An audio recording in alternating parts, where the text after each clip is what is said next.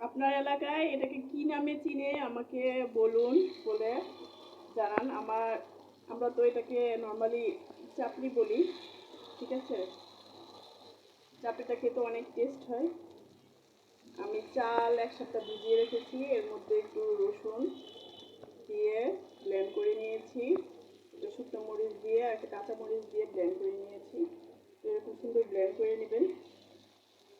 এরপরে কাঁচামরিচ দিয়ে দিয়েছি, হলুদ মরিচ দিয়েছি, জিরা দিয়েছি, দিয়ে হালকা একটু পানি দিয়ে পাতলা পাতলা ডো করে নিয়েছি। দেখুন, চাপড়ি পিঠাটা খেতে অনেক মজা হয়।